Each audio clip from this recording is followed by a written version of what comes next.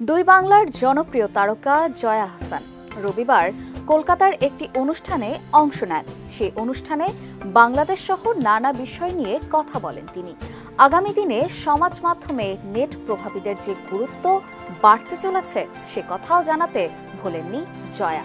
ভারতীয় গণমাধ্যমকে জয়া জানিয়েছেন তার নিজের দেশকে নিয়ে অনেক ভুয়া খবর ছড়িয়েছে। সেই সঙ্গে এও জানান বাংলাদেশ ক্রমশ স্বাভাবিক হয়ে উঠছে। কিন্তু হঠাৎ কেন এই কথা বললেন জয়া?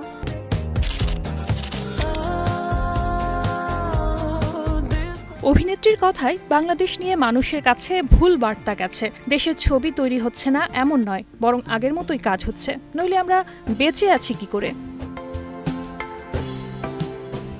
বিনোদন দুনিয়া কি আগামী দিনে অনুসরণকারীদের সংখ্যার উপরই নির্ভর করবে? এমন প্রশ্নে জয়ার সাফ জবাব, আমি তো তেমনটা মনে করি না।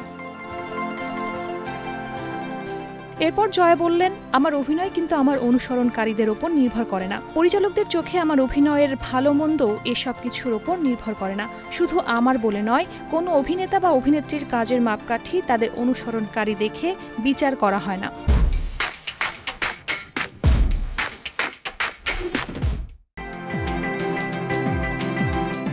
অথচ গুঞ্জন, সমাজ মাধ্যমে প্রভাবশালী না হলে নায়িকার নাকি কদর কমে যায়। অনেক প্রযোজনা সংস্থা নাকি অনুসরণকারীর সংখ্যা দেখে নায়িকা বেছে নেয়। বিষয়টি একেবারে অস্বীকার করেননি জয়া।